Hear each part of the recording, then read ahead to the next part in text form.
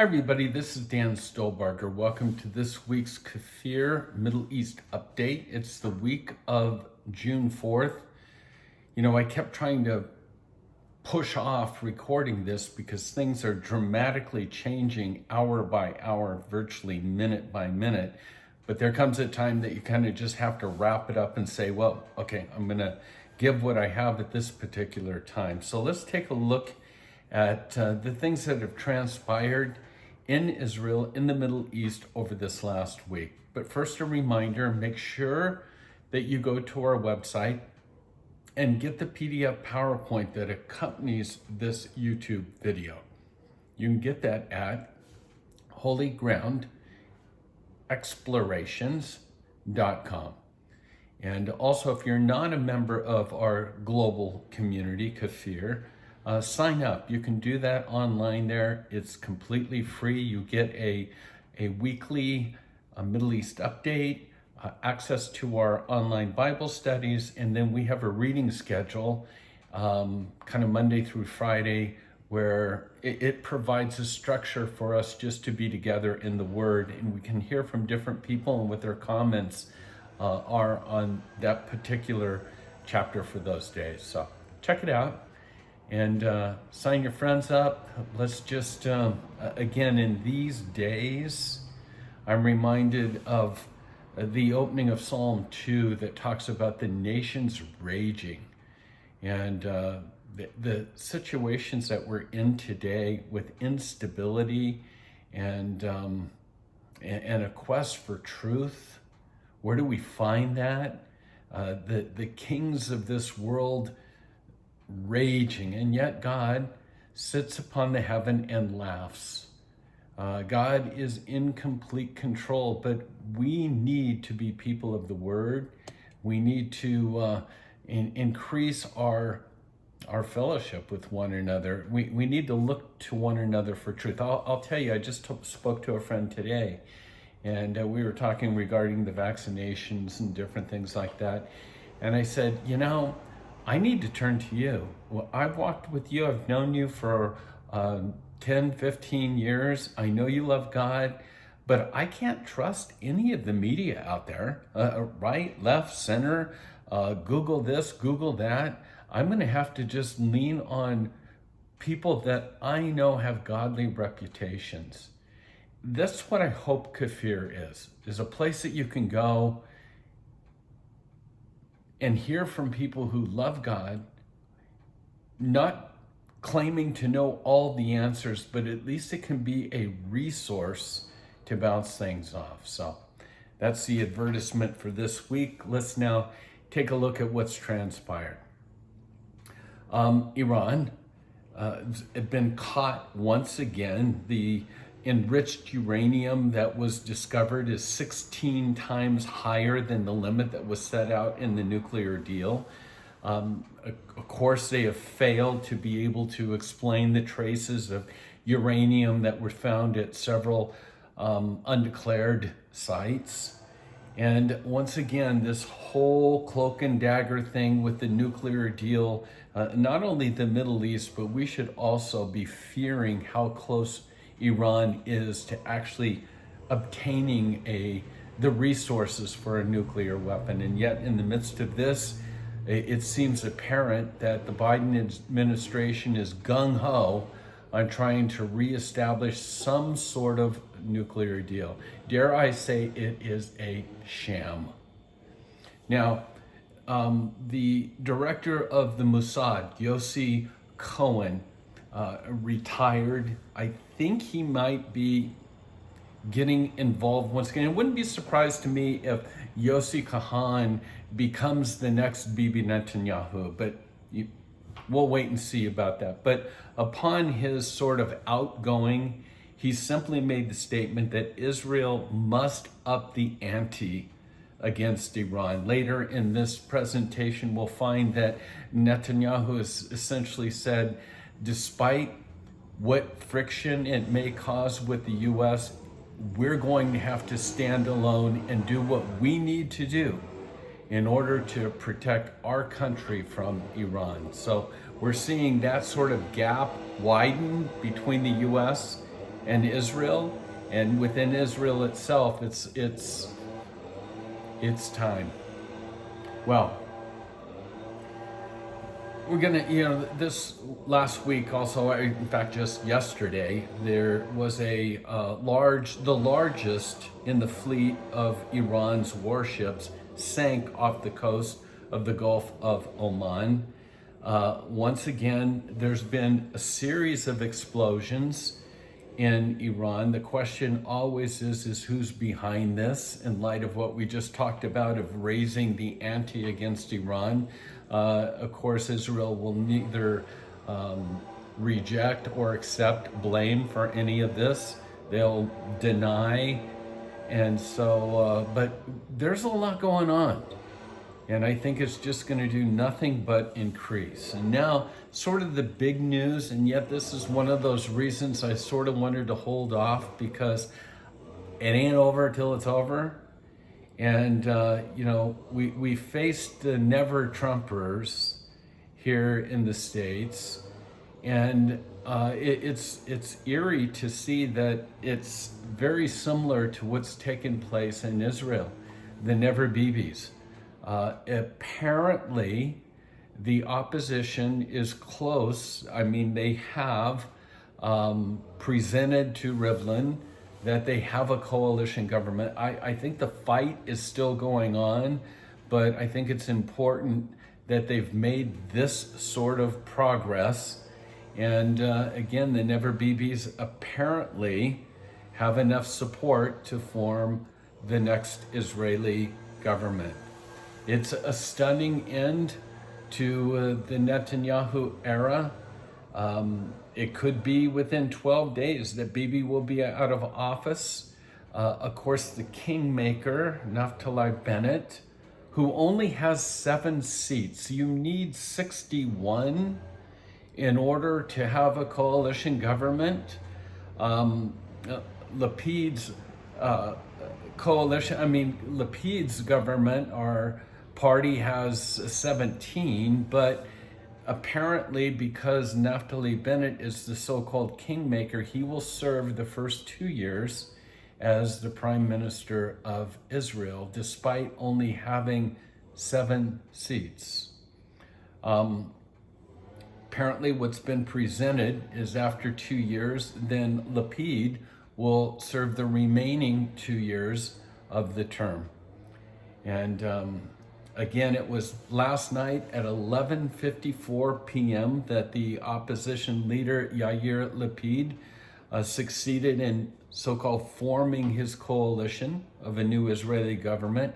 They contacted President Reuven Rivlin just minutes before the deadline. That was at midnight. And it apparently looks as if they have unified and formed a coalition. But just out as I was preparing for this, Netanyahu's not going to go down without a fight. The right-wing government is all hands on deck. They're going after some of what they would consider to be uncommitted members of some of these coalitions. And I think the hardest thing, and I just listened to our friend Amir Safate's presentation, the hardest thing is that the Muslim Brotherhood Party had 4 seats, and it's really what put the centrist left over the top. And you have to understand, this is a party made up of the Muslim Brotherhood that simply does not support the Israeli government, but this is an opportunity for them to get a budget and I think just continue to serve as an opposition and a hindrance to Israel. I really don't know what to say about that. I just can't imagine. I know our friend is just torn up to see the condition and what the proposals are of this new formed government. But having an enemy, a sworn, vowed enemy to Israel, who in the midst of all of the uprisings that's recently taken place, that Muslims, Arabs are killing Jews in the street, legitimize this and said it's a moral uprising at this time.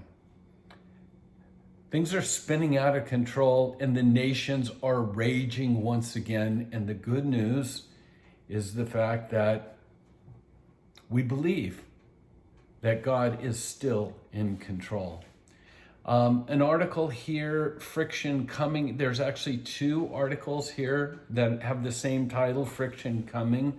As I mentioned, Netanyahu has basically said to the U.S., he said his quote, "I told my friend of 40 years, Joe Biden, that with or without a nuclear deal, we will continue to do everything we can to prevent Iran from obtaining a nuclear bomb.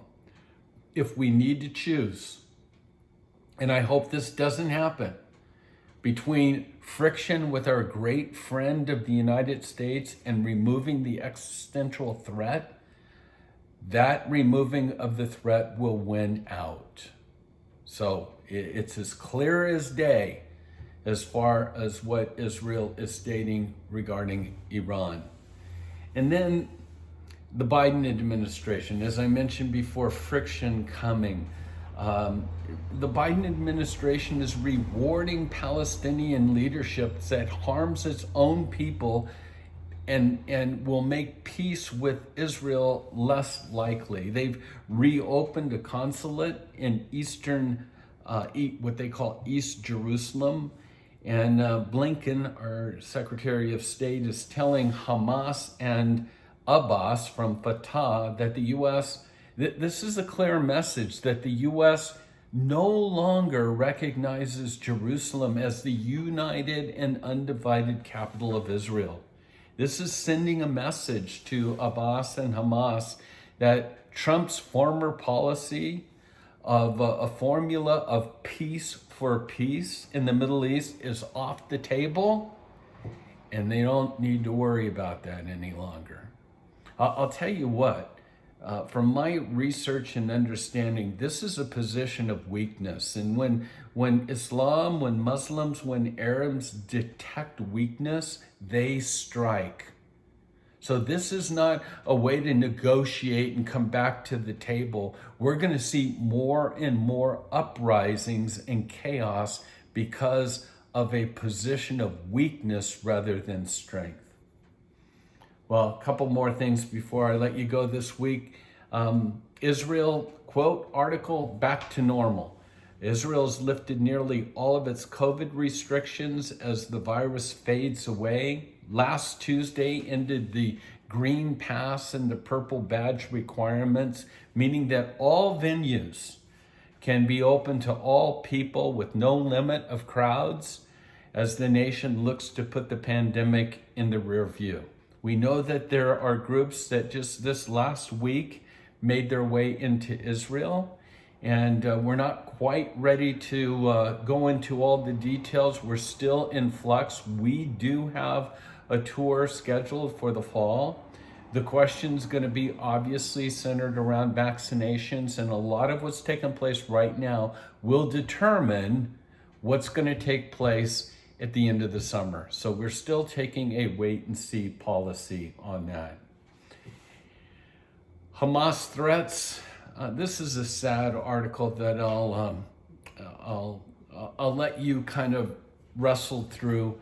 Hamas has the bodies of 2 Israeli soldiers. They've had them since 2011. And they refuse to release them to the families. And so this is always a ploy of negotiations. We remember the Gilad Shalit negotiations where there was 1,027 Palestinian security prisoners that were exchanged for 1 Israeli soldier. And just the emotional, heart-wrenching the strings that are pulled behind the scenes saying, yeah, we're going to give them back. No, you didn't give us enough. Just back and forth. You can imagine what that does to the families of these heroes, of these victims. And so I don't put much weight into this, but part of Israel is saying, if you have any hope of of rebuilding Gaza, you must return our fallen soldiers. And then, not a huge fan of Bill Maher, but the host of HBO's Real Time defended Israel during his show last Saturday night, calling out the liberal media for its one-sided reporting and lambasting its critics, especially young people who, as he said, don't bother to learn any history before attacking the Jewish state. He went on to say that, this generation, these younger kids, they can't learn history from Instagram. And there's a book that he's promoted. I actually read this book by Noah Tishby. She is Israeli. I would put her in the center left category. I think it's a worthy book. You need to get a perspective of Israel through the eyes of Israeli, and it's sort of a no holds bar book. I know that Bill Maher is promoting it, and I think it's worth the read. So that's it for this particular week, for this Middle East update.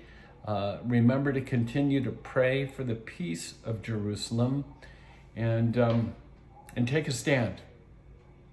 Here at Holy Ground, we choose to stand with Israel. God bless you, and shalom.